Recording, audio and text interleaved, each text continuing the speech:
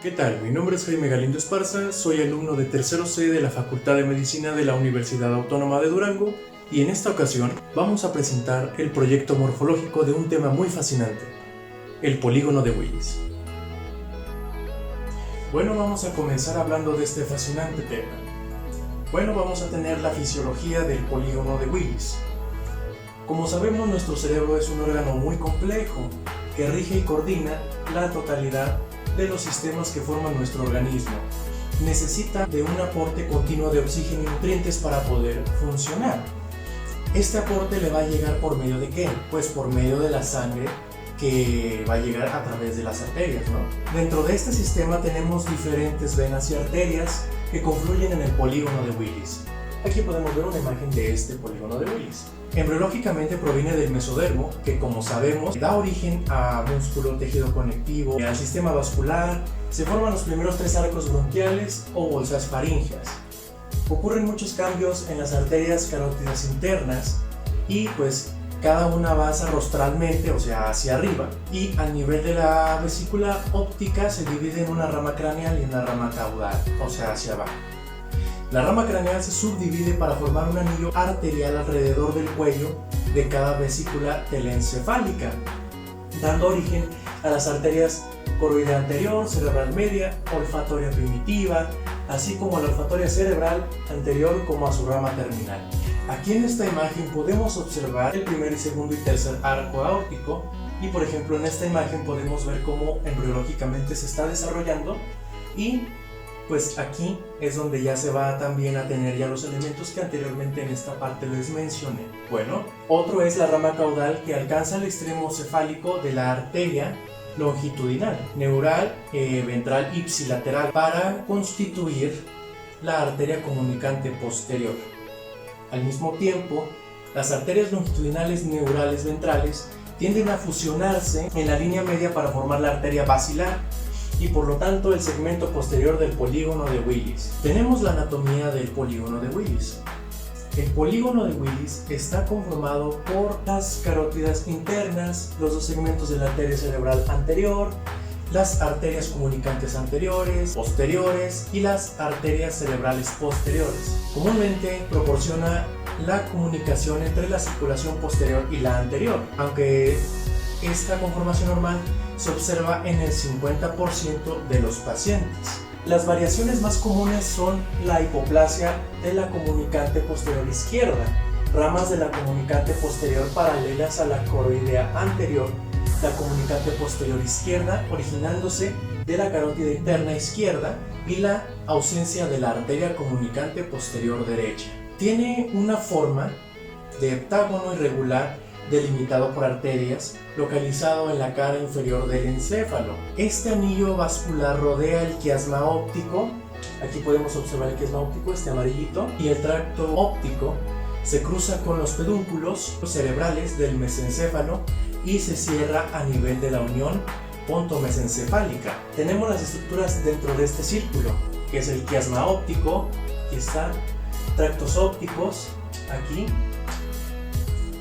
el infundíbulo, que es este cabecito, el tuber cinerum, tubérculos mamilares y el hipotálamo. Aquí pues tenemos esta bonita imagen. Las arterias que forman el polígono de Willis dan lugar a numerosas ramas perforantes centrales o ganglionares que irrigan estructuras situadas profundamente a las grandes ramas corticales, que son las arterias cerebrales anterior, media y posteriores, que aquí les remarqué con estos marcadores verdes para que pueda ser un poco más entendible. En cuanto a las ramas centrales, tenemos que las ramas perforantes del polígono de Willis se dividen en 4 grupos. El grupo anteromedial se origina en la arteria comunicante anterior. Estos vasos irrigan estructuras próximas al quiasma óptico y porciones anteriores del hipotálamo. Tenemos el grupo anterolateral, que en este grupo se incluyen las arterias lenticulo-estriadas que irrigan el interior del hemisferio y los vasos del grupo anterolateral que entran en el hemisferio a través de la sustancia perforada anterior. La sustancia perforada anterior es esta que vemos aquí, que está aquí en esta parte. El grupo medial se origina en la arteria comunicante posterior. Estos vasos irrigan el pedúnculo cerebral y las porciones mediales y caudales del hipotálamo y entran en la fosa interpendicular a través de la sustancia perforada posterior. Las arterias tálamo-perforantes forman parte del grupo posteromedial y, como sus nombres lo indican, irrigan al tálamo. El grupo posterolateral está compuesto por las arterias tálamo-geniculadas y coroideas posteriores, medial y lateral, y de pequeñas ramas perforantes que penetran en el mesencéfalo. Estos vasos irrigan partes del tálamo y el plexo coroideo.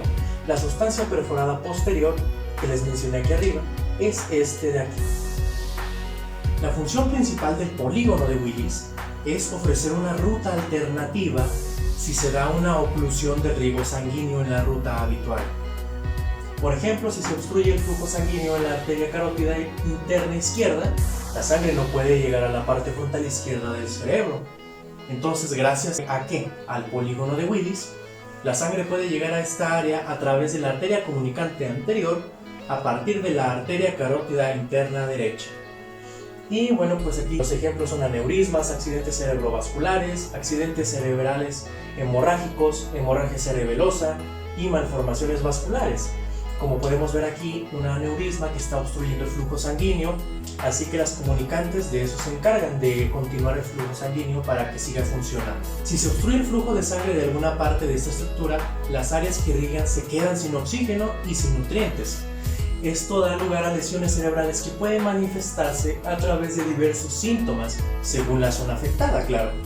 Algunas consecuencias de esto son parálisis o debilidad en la mitad del cuerpo, cambios de personalidad, afasia, pérdida de sensibilidad de las extremidades, problemas visuales como la hemianopsia, etcétera, etcétera. Aquí en esta imagen podemos observar los porcentajes aproximados en donde más frecuentemente se presentan estas lesiones o estos problemas. Por ejemplo, en el 40% se presenta en la arteria comunicante anterior. En la arteria cerebral media tenemos un 34%. En la arteria comunicante posterior tenemos un 20% y un 4% en la arteria cerebelar posterior. Y bueno, aquí como podemos ver está la arteria basilar que se bifurca y aquí es donde se presentó este problema. Bueno, ahora procederemos a ver las maquetas y explicar acerca de ellas. Bueno, ya para concluir, pasaremos a presentar estas maquetas. En esta maqueta podemos observar el polígono de Willis, situado por debajo del quiasma óptico, que el quiasma óptico es este amarillo, por detrás y lateralmente a los tubérculos mamilares, que son estos en color café, y por encima de la silla turca. Aquí también podemos observar la arteria basilar, que es esta de aquí, la arteria cerebral posterior, que es esta de aquí, la arteria comunicante posterior, que es esta de aquí, la arteria carótida interna, el nervio óptico, que está aquí, como habíamos dicho, pues aquí el tubérculo mamilar, aquí, el infundíbulo. También podemos observar las arterias cerebrales anteriores, que son estas, y la comunicante. Bueno, ahora pasaré a explicar la otra maqueta. Esta la voy a hacer a un lado. Y ahora colocamos esta aquí al centro. En esta otra maqueta del polígono de Willis vamos a observar justamente que es el sitio donde se interconectan diferentes arterias que van a irrigar nuestro cerebro. Podemos apreciar su típica forma de heptágono en la base del cerebro. Va a estar formado principalmente por las anastomosis entre las arterias carótidas interna y el tronco basilar. Y bueno, en esta maqueta podemos observar las arterias vertebrales, que son estas de aquí, que van a dar origen a la arteria basilar.